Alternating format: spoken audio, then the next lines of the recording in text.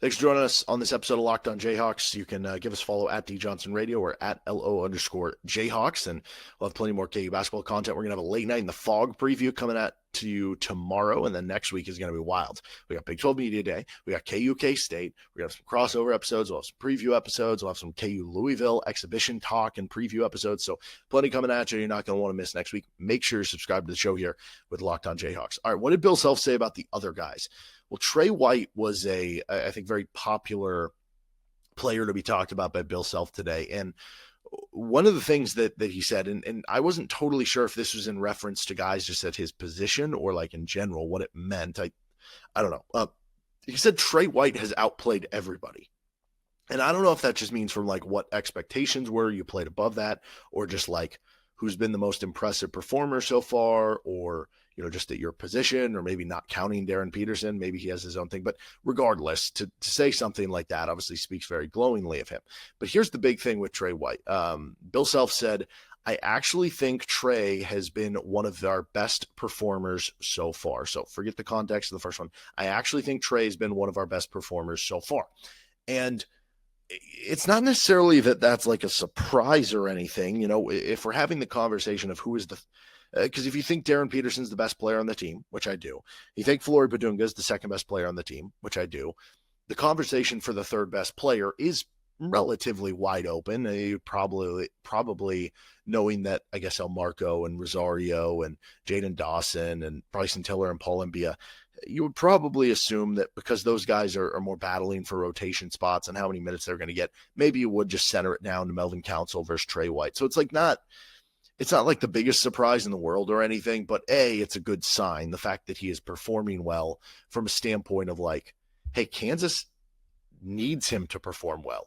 If Tre White doesn't perform well, they don't really have any other true wings on the roster. Now, Darren Peterson can play a wing defensively. And Samice Calderon technically could be a wing, but how ready is he going to be? You also don't really have any other like, okay, Bryson Tiller, if he ends up being good for KU, then you have another four-man you can go to. Same with Samice Calderon. But there's no guarantee on either of those guys. And so it is very important that Tre White plays well. So that is a good sign on its own. It's also important because he does a lot of things well. He rebounds well. He's a connective piece in a lot of ways. He can hit an open shot. He can score a little bit. Just does a lot of little things that this team is going to need this season. So all of those are great things. But you look at that, you look at some of the other quotes that he gave on Tre White. He said his skill set does complement Flory in terms of like playing next to him. He also said his IQ is really high. You add all of these things together, and it's not just that I think Tre White is an important piece for KU. It's giving me confidence that he's going to have a big season in which KU is kind of requiring that of him. So I think kind of stocks up, you would say, on where Tre White is. He was already projected to be a starter and everything, but I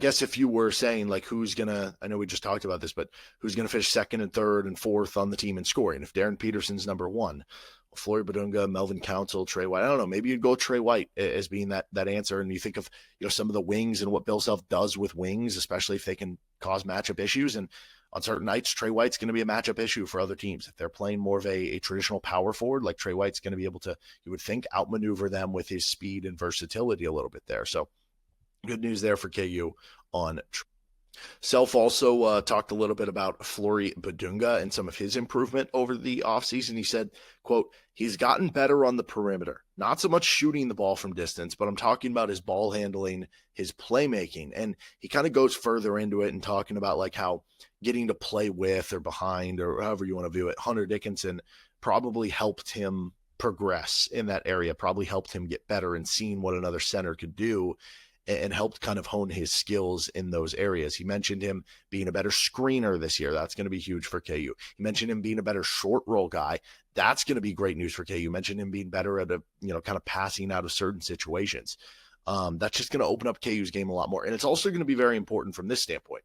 If KU plans on playing any two big basketball, you need as flexible, versatile bigs as possible. So having that skill is super important for Flory Bidunga there. Now, it's not that you're planning on running a pick and roll with Flory, where Flory's handling the ball and somebody else is setting him a screen. It's just that like having those guys and having as many versatile weapons and pieces as possible, it just opens up the world so much more for your team, for the players they can play with, the coach, the scheme, everything you want to do. And this to me though was the biggest quote from Bill Self on Flory Bidunga. Quote, he can make a case for being as consistent a player as we've had so far, end quote. That is music to my ears, because what do we know from last year with Flory Bidunga? You saw the flashes. There already were moments that you saw where you're like, oh, this dude looks like he could be an all Big 12 player. Like there were certain moments, there were certain games where I walked away from it saying, yeah, he's KU's most talented player. He's KU's best player, even, like, to go that far. Like, you think of the Houston game, you think of some of the moments against the UCF game, like, there's just certain moments he had, but it wasn't consistent. There were also games where, maybe he only, maybe he had like 3 fouls in a couple of minutes and going out there and didn't register like a point or a rebound or whatever. Like, there were certain moments where you could tell he was a freshman out there, but there were also a lot of moments where you could tell this dude's going to be a stud. And so when I look at, as players get older, one of the biggest things players get better at is they become more consistent. They stay with their craft for longer. You continue to practice it and you become more consistent at it. And the fact that he is now as the discussion for the most consistent player on the team tells me that the jump is going to be real, because I already knew that the ceiling of Flory Bidunga could be as good as any center in the Big 12. But if he's consistently at that ceiling, that's where you become an All-American. That's where you become an All-Big 12 player, right? Players all the time will have a good game. You don't get named All-Conference. You don't get named All-American by having one good game against a good opponent, or 2 good games, or 5 good games. You become All-Conference. You become All-American by consistently having those good games stacked together over and over and over again.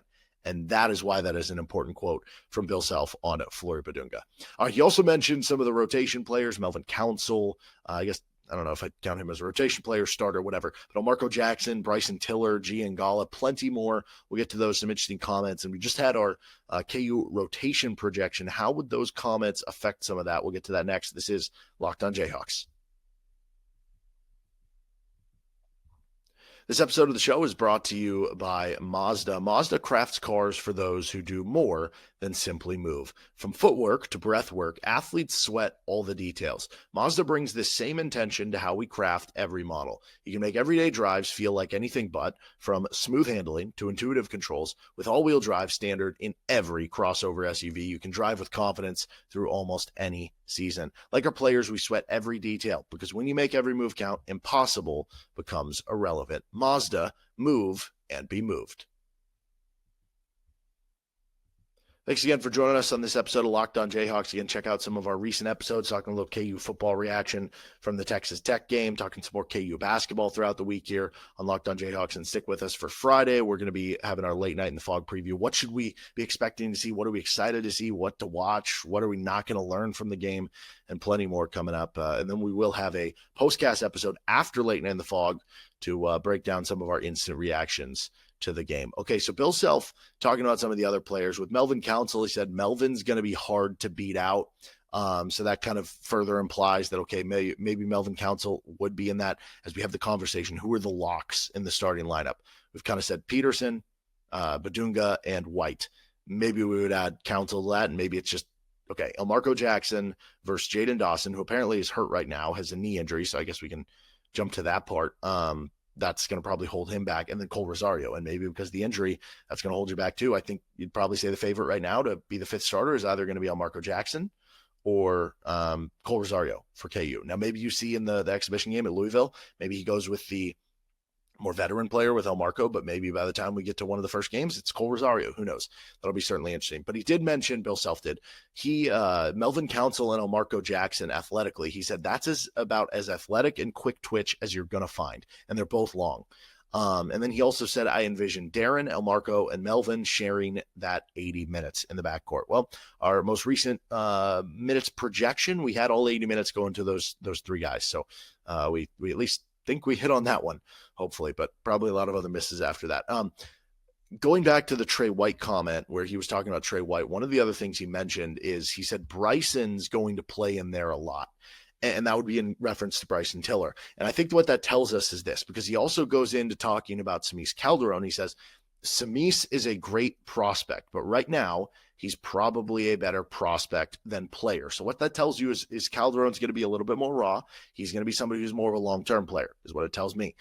With him saying Tiller's going to play a lot there. Now, what is a lot? Is it double-digit minutes? Is it 20 minutes? Is it 30 minutes? I don't think it'd be 30 minutes, but you get what I'm saying. Like, it's kind of open to interpretation what it would mean there. But it at least tells you that in the competition of, if we're talking about, we've talked a lot about, okay, you have your Darren Peterson, Elmarko Jackson, Melvin Council, Kohl Rosario, possibly Jaden Dawson. We'll see how that goes, especially with the injury. Tre White, Flory Bidunga, backup center, i.e. Paul Mbia. That's 8 guys right there. So who's going to be your 9th guy? Which feels like that would kind of be the cutoff for a rotation. That would be, a lot of years itself, it might only be 7 or 8 guys. Some years it is 9. So you got to at least be in that 9. Who would be that 9th guy? Would it be Ngala? Would it be McDowell? Would it be Calderon? Well, it sounds like to me Tiller has the edge on that. It sounds like to me Tiller would be that kind of 9th man. And so when we did our minutes projections, rotation projections, we left over, I think it was 10 spot minutes to be available. So that means that the first guy to probably get those and the guy who would be in the best advantage to get those 10 spot minutes would possibly be Bryson Tiller. But it also tells you KU's going to play real 2 big basketball this year. The fact that Tiller would be your 4 means that that's how Bill Self views him the most, and that, yes, he would be playing next to Flory and Mbia. And I think that's a fun lineup you can throw out there. I think we came up with the idea that, like, KU was playing like 7 minutes per game of 2 big basketball in the years prior to, like, KJ and Hunter in some of the recent years for Bill Self. So I think that kind of makes sense for KU and allows them to be matchup dependent. If you need, if you're playing more of a guard oriented lineup, you can basically play 4 guards together and have Peterson guard the 4 on the other end, even though Peterson would be playing the 1 offensively. Or Tre White, if he's in at the 4, then he would be doing that. Versus if you're playing a bigger lineup, you need a match with size, Tiller at the 4, and then Mbia at the 5, or Bidunga at the 5. Or will we even see Mbia next to Bidunga? That one I'm not as much of a fan of, but if you do surround it with Dawson and Rosario at the 2 and 3, I can get a little more on board with it because there's a little more shooting there. But still, that'll certainly be interesting. And I think tells you that, okay, if we're redoing the rotation projections, maybe we'd be, up a little bit on Bryson Tiller in that area. He also mentioned with G and Ngala, he said, I think everybody likes G. His value is in practice. They in large part wanted him because they thought he could be a little guy that could play underneath Darren. But going back to the comment of envisioning Darren, Elmarko, Melvin sharing the 80 minutes, it kind of tells you right there that Ngala is more of a break class in case of emergency, right? Then you have with the Elmarko Jackson coming off the injury. He said Elmarko is remarkable. He's been a perfect patient. He kind of compared it to Brandon Rush and how they had this unbelievable comeback from the injury. He said his commitment to the rehab has been second to none. And he said he's looked great athletically. Now, if you go back and watch the quote, he starts to be like the one thing with Elmarko, and then he trails off and he just gets back into, he's been great athletically. And I can't help but wonder, what was he going to say there? Was he going to say, like, he just needs the game to slow down for him, or he struggled with this, or he struggled with that? I do think it's going to be interesting. He remains one of those guys where I go back and forth, and I'm still trying to figure out, like, where exactly is Elmarko Jackson going to be on the minutes rotation. But certainly him being back athletically, he's going to play a big role on this team one way or another. And then the last one we found out, apparently the players call Kohl Rosario Steve Rogers, which Steve Rogers is the name of Captain America. And I don't know if it's because they think he looks like him a little bit, or if it's just because he's like this ripped dude, or if it's just from the intangible side of things. But Bill Self, in regards to that, said, I think there's some things about him you'll find very pleasantly surprising. You're not going to believe how bouncy he is. That to me sounds like an ultimate quote of just like sneaky athletic, like coach's kid, gym rat type of thing. And he's like pleasantly surprising. He says he's streaky, but he's hungry to shoot it, which kind of backs up everything we've said in the offseason. I think Kohl Rosario is going to be one of the best shooters on this team, but it's going to be streaky. You're going to have some games where he can't miss, some games where he struggles to make it. But this is the big one of why I think Kohl Rosario has a great shot to start and play a big role on this team. When you're potentially the 5th starter, when you're potentially somebody coming off the bench to fit into a specific role, it's less about how, like, obviously you have to be a good individual player, obviously, and you have to do that to get to this level. But to play more, as the 5th starter, it's not as much about like how good you are in a vacuum. It's more about how you complement the other pieces around you, right? If you're the number one or number two on a team, it is a bit of how good you are in a vacuum. But we saw this last year, like AJ Storr, now that he's at Ole Miss, if he's their number one or number two, he'll probably have a much better season than he was at Kansas because he's better in that role. Versus if you're asked to be the fourth or fifth man and be a complementary piece, he didn't work like that. I think it's the opposite for Cole Rosario. Now, maybe in a year or two, Cole Rosario will be the star of a team and be able to do that too. But I think right now, freak athlete. Bill Self says in regards to the trying thing, he says he tries so hard. And then later in another quote, he said he tries really hard. And then he says it again, he tries really hard. So 3 tries really hard. That tells you it is on his mind how much he gets hustle balls and how much he's diving on the floor, how much he's making those plays. You add the athleticism, you add the shooting. It's a slam dunk to me. Cole Rosario is going to play a lot of minutes for this team. All right, that'll do it for this episode of Locked On Jayhawks. You can find our show anywhere you get your podcast, including on our YouTube page where you can like and subscribe to the show. We'll see you next time for another edition of LOJ.